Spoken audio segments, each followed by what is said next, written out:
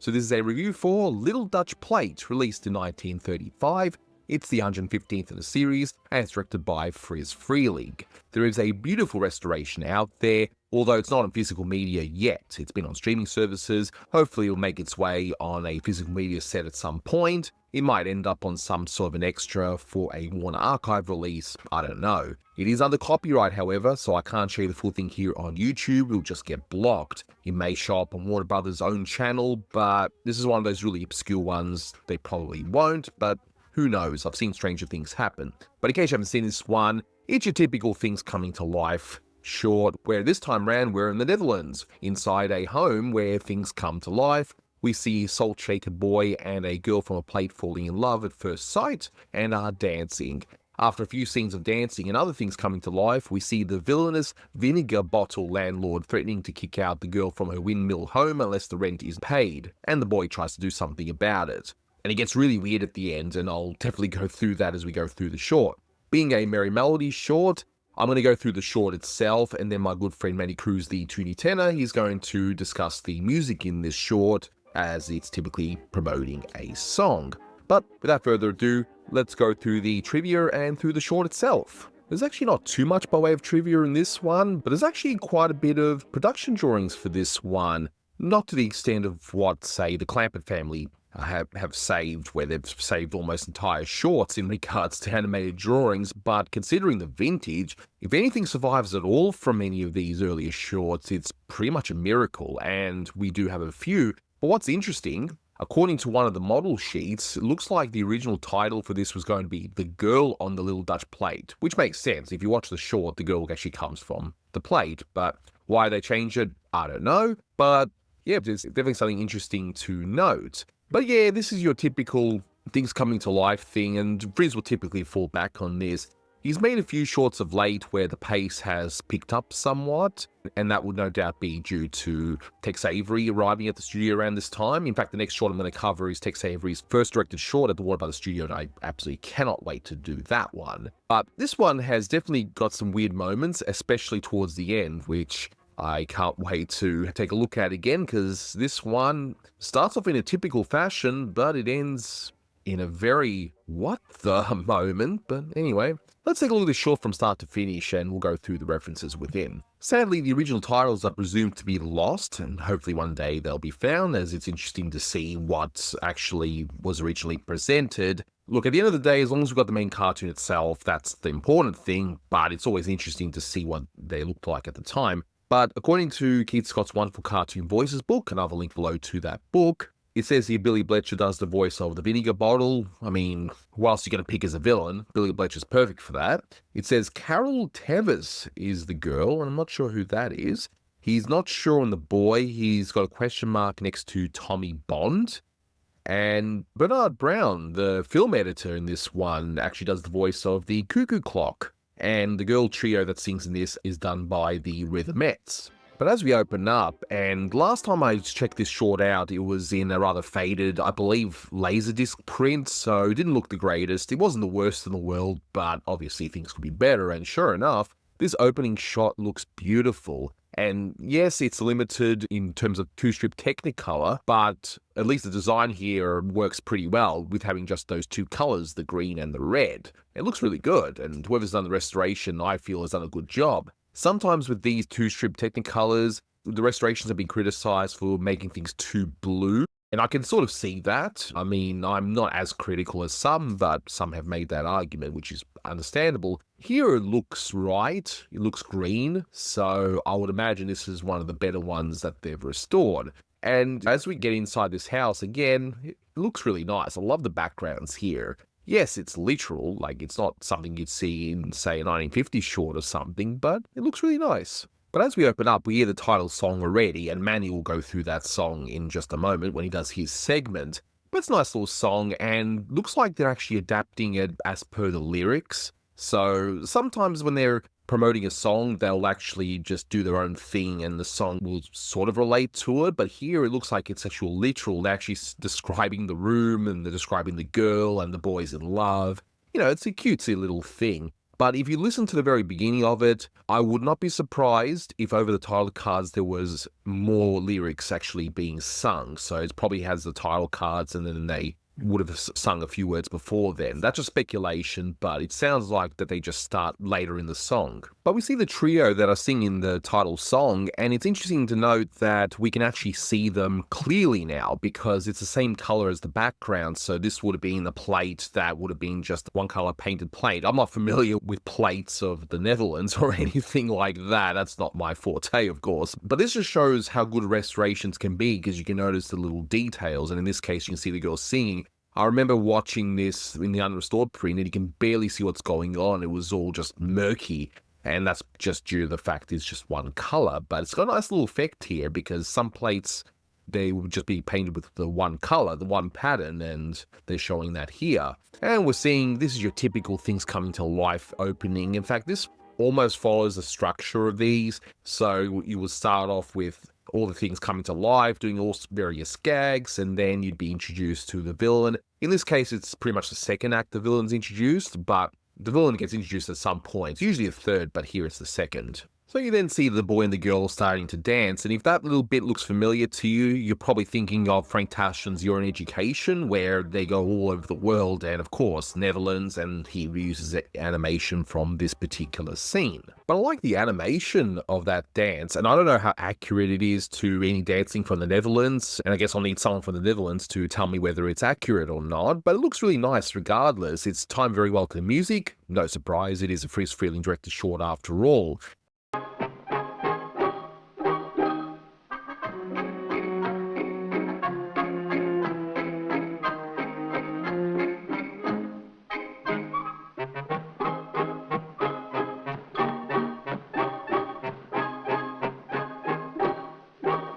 And we even see some beer mugs dancing to that actual tune as well. And they even swap liquids, which sounds really weird in saying that, but that's what happens here and you can see it for yourself.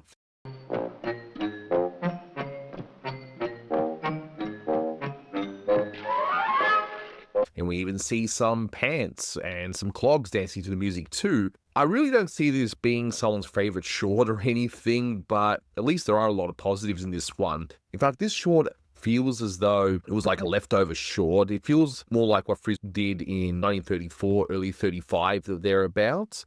So this feels like that this was worked on before, but now it's being finished. I don't know. Information lost to time, I guess.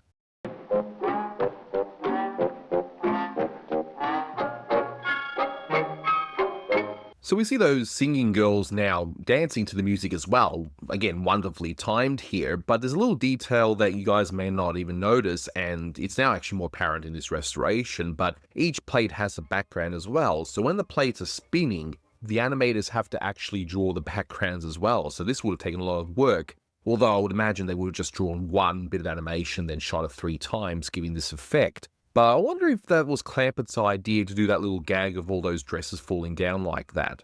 Or maybe it was Tex, I don't know, but it just seems like it's in their wheelhouse anyway, and I like how the girls just look shocked and then they just start dancing again. Look, it's not ha-ha funny, but I do like the effort that's put into that. It's a really great effect. So we're a third of the way in and not much really happened, and we finally see our villain, the appropriately used vinegar bottle, and it looks like a typical turn of the century villain, you know, a villain that would tie a woman to a train tracks kind of villain, right?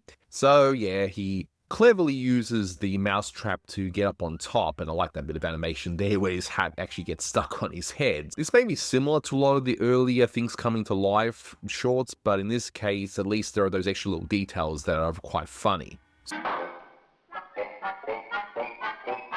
So the boy starts singing a song, and again, Manny will go through that in just a moment, and it's a nice little song, although the audio quality for the singing is a little bit low, and I wonder if that's just from the original track or the recording, I don't know, but he sings a song, and landlord looks on at a piece of paper which says mortgage, and goes up, and I'm assuming that's her place. I mean, I thought she lived on the plate, but whatever, I'm not going to overthink this. Just like I'm not going to overthink the fact that he's a landlord, and yet he has a mortgage. So wouldn't he be a banker if it was a mortgage? Okay, I know, guys, I'm overthinking that part, okay? Because if it's landlord, it's rent. If it's bank, it's mortgage. Whatever. Anyway, moving on. So we get some sing-song type dialogue where they're all talking in rhyme and in rhythm, which I thought was quite interesting. Normally in these shorts, it would just be straight on dialogue, but no, they actually talk rather musically there, which is an interesting touch. Up you sing and dance and play, and yet this mortgage you can't pay. You have till 12 to pay it all, or else kapooey, out you go. Have mercy, sir, I'm not a dime. Please give me just a little time.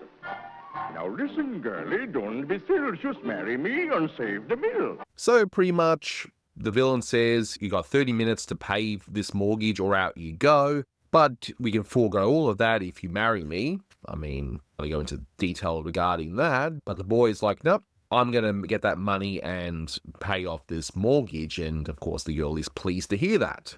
I'll get the door, old sour mug, and have it here on time, you lug.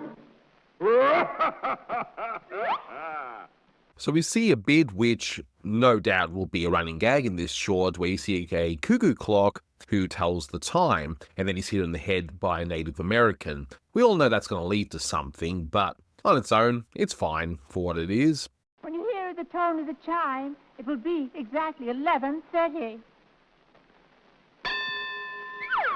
And the landlord's looking on with glee, going, yep, in half an hour she's going to marry me, because that's how these villains think, I guess. But I like how the boy says to the landlord, you big meanie, and that laugh that Billy Bletcher does is not the first time he's done it in these shorts, but it just cracks me up.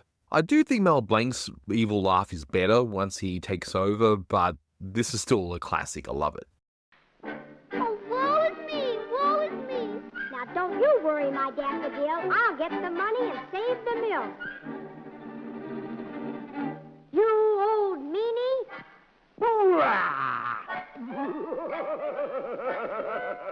We then get the next part of that whole thing with the cuckoo clock, which doesn't quite work gag-wise, where the cuckoo comes out, he's knocked out straight away without even telling the time, and the Native American pulls the time back for 5 minutes. Is he sympathetic to the cause? I don't know. But yeah, it doesn't work, but whatever. We move on to the boy, still trying to figure out how he's going to pay this mortgage or rent or whatever the heck it is. So he first goes to the piggy bank, which is what he should have done straight away, but whatever. And he finds that 1 cent comes out. And yeah, 1 cent would have been worth a lot more back then. Sure, but perhaps not enough. Although, the landlord just maybe doesn't take American currency, because remember, we're in the Netherlands, and they don't use dollars and cents, so that could be it. Maybe a tourist gave him that 1 cent. I don't know. So we see that the girl is worried, the villain's looking on with glee as the boy ends up going up to these sets of teeth. And I don't know what the dental situation's like in the Netherlands. It's kind of a weird gag here. So he ends up blowing one of the teeth and a few teeth fall down. He puts it in a sack. I'm assuming that those teeth are gold teeth, hence why he's collecting them as a form of payment. That's the only thing I can think of. And of course, with the 2-strip Technicolor, it doesn't quite work, but that's what I'm assuming it happens here. We get the third of the gag involving the cuckoo clock, where he winds back the clock yet again, because again, must be really sympathetic to the cause. But the landlord says, nope, time is up according to his watch, so I guess he's not fooled by the actual clock. But I like the animation of his face getting kicked by the girl. I mean, it's a little touch, but I would imagine that would hurt quite a bit getting hit in the face with clogs. But in any case, so he grabs her and he's going to now torture her, which, you know, you would think that he would do something extra to try and preserve this relationship that he's intending to have, but no. Okay. So the boy's still collecting up the, I'm assuming again, gold teeth there, and I just realized that the people making this short forget they're in the Netherlands, because those 3 things appear to be what you would see maybe in a hillbilly type setting. I don't know, but anyway. And we see that our turn of the century villain is living up to his name by actually having that typical trope of tying up a woman to a log and threatening to put her through the saw, which, wow, that's pretty gruesome if this actually worked. I mean, he seems to be a very sadistic kind of fellow, but in any case, she's yelling, help, help. The boy hears him and hits the landlord back on the head as well. So we get the repeat of the whole thing that was foreshadowed earlier on, where his hat actually gets stuck on his head. So the boy saves the girl, and we see some wonderful animation again of the hat being stuck on the bad guy's head. And it just shows that the animators have improved over the years, because it's not an easy thing to do to animate this sort of thing where something's stuck in your head and you got to show a bit of weight that needs to be dislodged. But it just shows slowly but surely they're improving.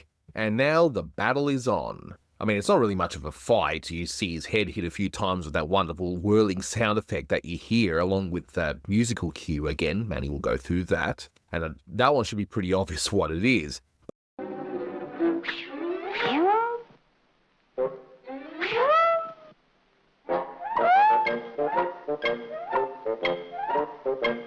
But he's hit a few times and he actually knocks off his head, and we get this wonderful moment of this bad guy trying to find his head. So again, not really much of a battle, is it? So now we get into what has to be one of the weirdest endings in Looney Tunes history, and I'm sure you'll agree with me, just bear with me, okay?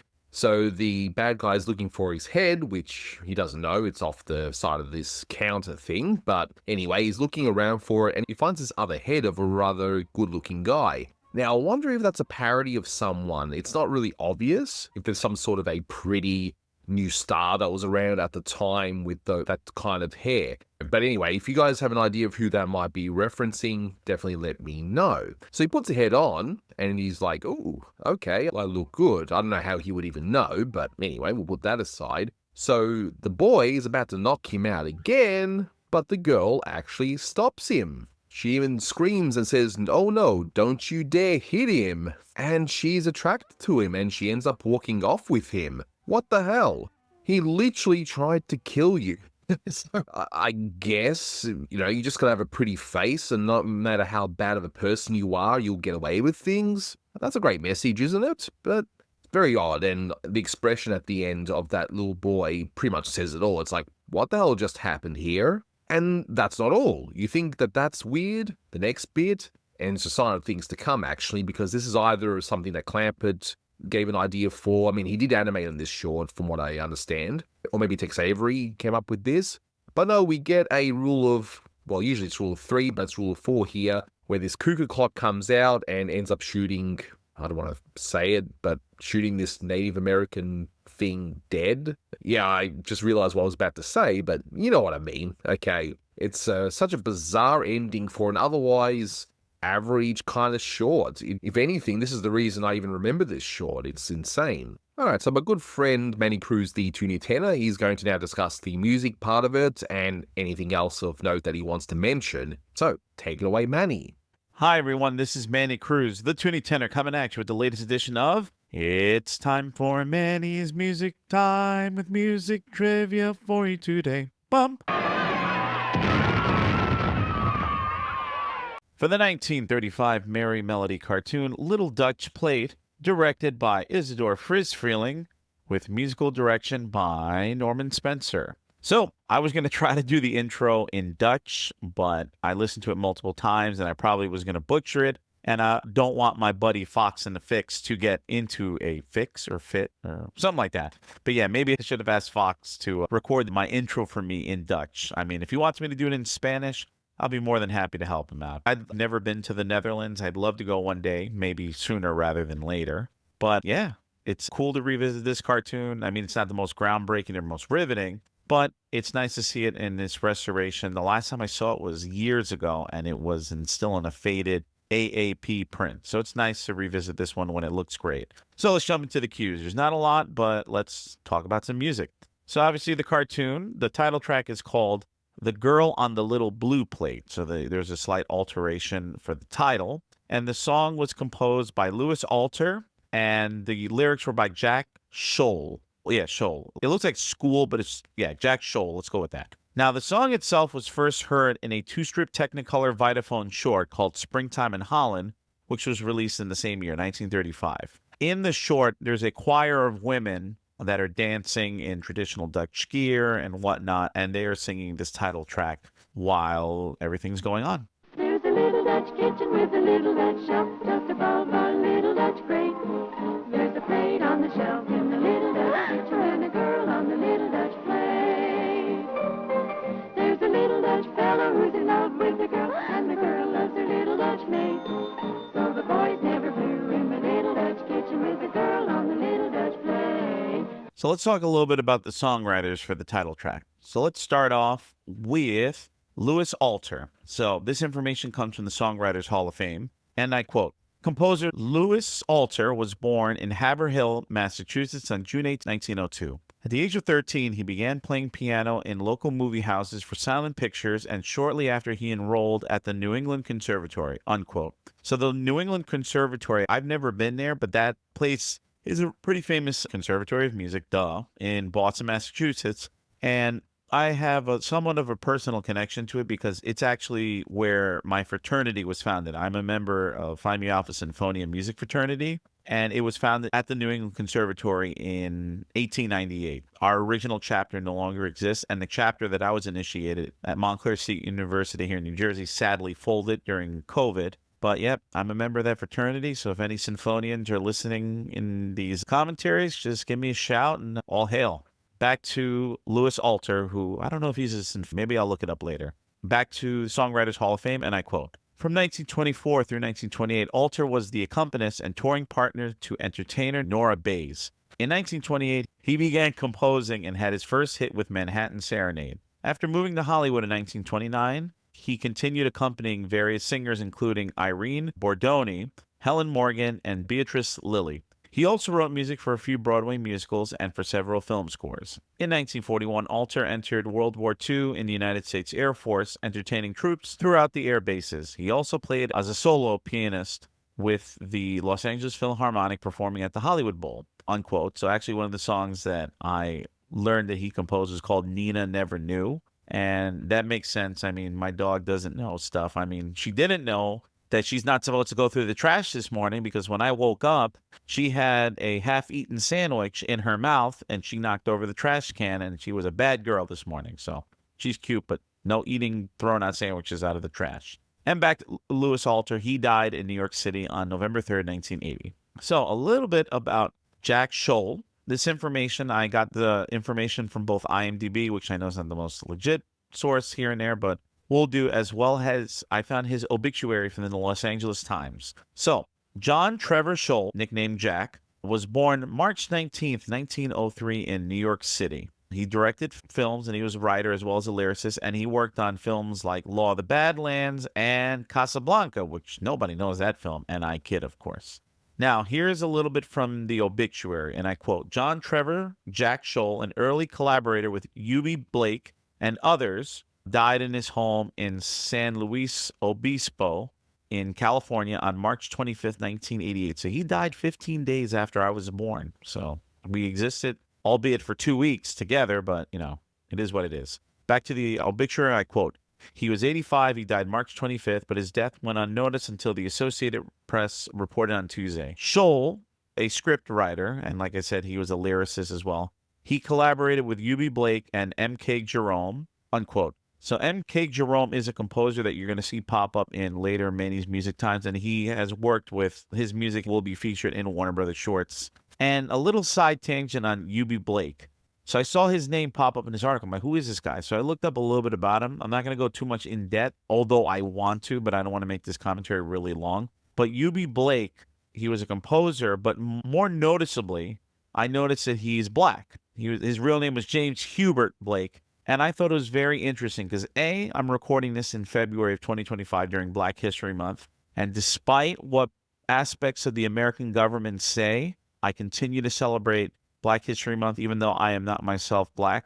I'm Hispanic, but I credit my life as a musician to my first music teacher, who was African American, Mr. Walker. May he rest in peace. But I will repeatedly say it until I turn blue in the face that nearly all music that comes from the American tradition, the American culture, jazz, rock and roll, the blues, hip hop, and other styles of music from Latin origins, reggaeton, salsa, merengue, all those styles, their origins all come from Africa. So we must continue to champion the contributions of not just black Americans, but black artists throughout the world.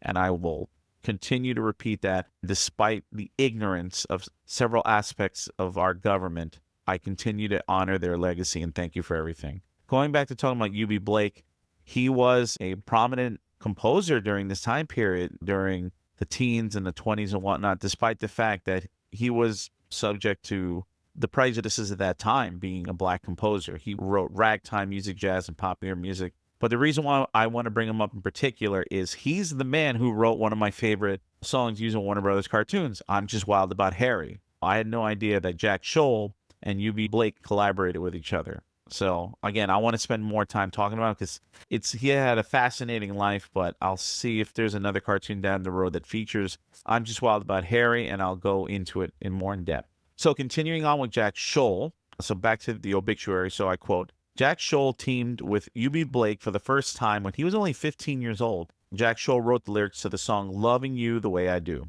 He had met Blake through his father, a Broadway entrepreneur who produced Shuffle Along featuring Eubie Blake's I'm Just Wild About Harry. There you go. And that information came from Scholl's daughter, Lisette Scholl Phillips of Temperton, California. And they have a list of some of his other compositions, but the two that stick out to me the most is My Little Buckaroo, which is going to be a future Manny's Music Time for the merry melody of the same name with the amazing performance, the pig cowboy.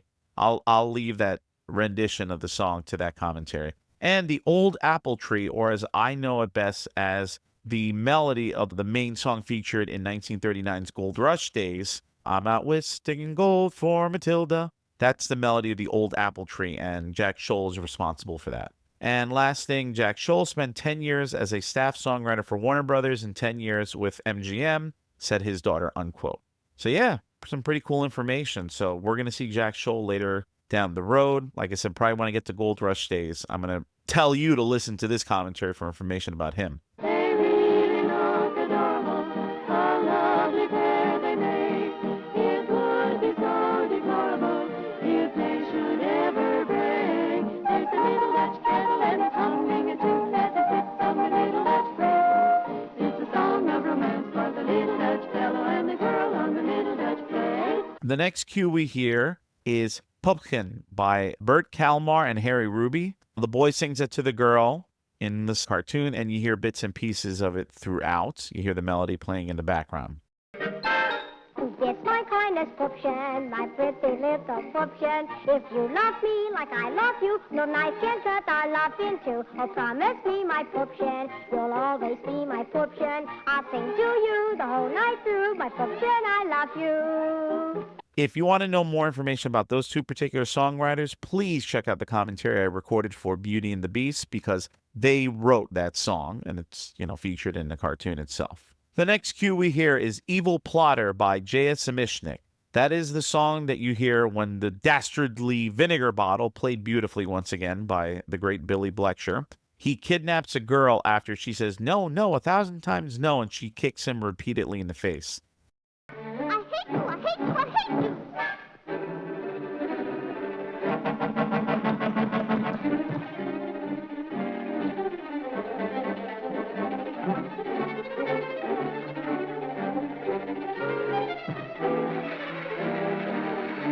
Now, will you marry me? No, 1,000 times no. Now, if you want more information about J.S. Samishnik, and in older commentaries it's called him Zemechnik, it's Zemishnik. I said it wrong, and I'll fess up to it. But if you want to know more about his life and his career, please check out the commentary that I did for My Green Fedora for more information. Now, this last cue is not listed, but I heard it, and I had to look it up. I mean, I recognize the melody, but in the scene where you have the boy fighting back against the vinegar bottle, and he keeps punching him in the gut repeatedly, you hear the melody of Here We Go Round the Mulberry Bush, or, This Is the Way We Wash Our Hands, or any version of that melody, but with different words. I mean, I heard it, and I'm like, This is the way we wash our hands, da-da-da-da. And I was like, what's that melody again? And then I looked it up, and it was, the Mulberry Bush. This is Here We Go Round the Mulberry Bush. So I actually did a little digging around for that one, and this is what I found. So the melody of Here We Go Round the Mulberry Bush originates from a hornpipe. Now, a hornpipe is a type of dance, and the music that's associated with that dance originate from Great Britain and Ireland. So I'm thinking of the sailor's hornpipe. Think of Popeye, think of SpongeBob. But yeah, hornpipe music dances of British and Irish origin. And that particular melody,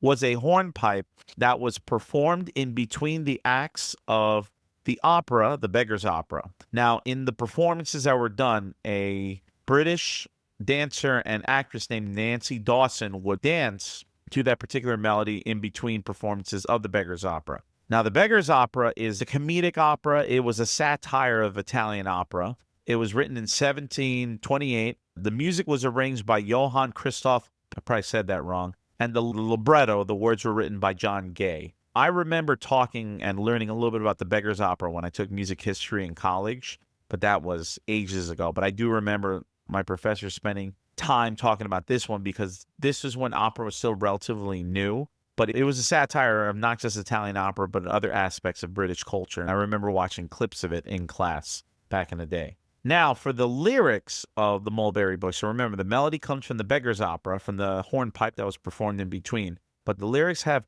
different origins depending on what you read. This information I'm getting comes from a site called LethbridgeNewsNow.com. This article that was talking about the dark history of various nursery rhymes. So this is from that site, and I quote, "Here we go round the mulberry bush evokes childhood nostalgia and longing for simpler times. First published in 1840, it also has a surprising origin story. According to the historian R.S. Duncan, the inspiration for the mulberry bush dates back to more than 400 years. It was a tree that female inmates at Wakefield Prison exercised around." Wakefield Prison was in England. Yet, other scholars argue that the story refers to Great Britain's attempt to launch a silk industry by cultivating domestic silkworms. Apparently, they eat mulberries. While the endeavor failed, the nursery rhyme stuck.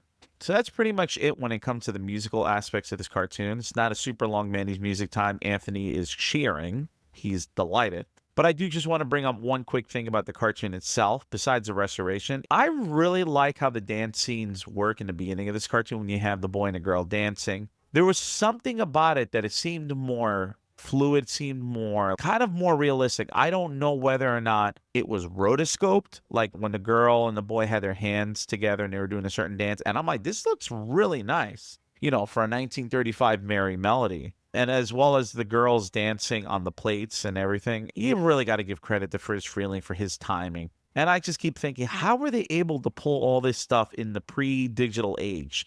Just getting the timing down. And I know that these cartoons, they were timed to sheet music. You know, they would actually use musical sheet music to time out not only the melody of the music and whatever, but just making sure that it lined up with the animation. And it really makes me happy to see how well the music of these cartoons are synchronizing, just how reliant they are. And even though this is not the greatest cartoon in the world, it really appeals to me in the musical sense because how tight the timing is. When it comes to the animation of the kids dancing and the girls on the plates dancing, sadly, we don't have the original titles due to the whole Blue Ribbon reissue, but the credited animators were listed as Paul Smith and Bob Clampett. And according to Looney Tune Wiki, which I know is not always accurate, but apparently Ken Harris worked on it. So a part of me is thinking those dance scenes might have been Ken Harris's work, but don't quote me on it. People who are good at identifying animators, this is your time to shine, so take advantage of it. And the last thing I want to say, I chuckled when the boy called the vinegar bottle, "You old meanie." And that's what I say to Anthony all the time when he yells at me for not recording enough commentaries. It's an assembly line. We got to get... No, I'm just kidding. He's a very nice guy most of the time. Sometimes. I'm just kidding. You old meanie. Oh, I'm going to call him, "You big meanie." Oi, you big meanie. That was a worse... Don't put that in the commentary, but you're going to put it in the commentary anyway. That was an awful Aussie accent, okay? "What are you doing, you old meanie?" Oh, actually, no. If it's a New Yorker, they wouldn't call you a meanie. They would call you much worse. But we went from Holland or the Netherlands to Australia to New York, New Jersey, and I think it's time to wrap this one up. So, ladies and gentlemen, thanks for listening. It's always a pleasure to come on here. Please follow me on social media at The Tuning Tenor, TheToonyTenor, for my updates on my life as a musician, as well as a multifaceted geek. Thanks for listening. Stay safe. Really, I do mean that specifically in this very... I'm trying not to be all gloom and doom, but it's been very rough here in the United States the past almost a month now. So my friends listening, stay safe. Support each other, and fight back against all the old meanies that are out there doing us harm. So thanks for listening. Talk to you soon. And that's all, folks. Pretend that I said that in Dutch, or just take my voice and put it in Google Translate and just, I don't know, do the whole commentary in Dutch with like my voice. I don't know. There's some AI out there that'll do it, whatever. All right. Bye. So what do I think about this short? Again, as I said before, this one's probably more memorable for how bizarre this ending is. It makes no sense. You got this villain who was tormenting her to pay the rent or mortgage, whatever it was, and he literally tries to kill her, but as soon as he has a different face, all of a sudden, you handsome man, don't hit him, I love you, and walks off. Yeah, very weird, very weird. Look, I would have rated this one lower, probably about 6 out of 10, right? But that ending was so bizarre, so hilarious in a perhaps unintentional way, that I'm bumping it up to like 7 out of 10, because I just have to, okay? It's so bizarre. And again, that whole cuckoo clock thing at the end with the machine gun, yeah, a sign of things to come for the Looney Tunes studio, because once we start getting to 1936, which will be pretty soon, yeah, things will be definitely ramped up in the Warner style. But that'll do it for this one. Thank you so much for watching, guys, and until next time, take care. Don't you dare hit him!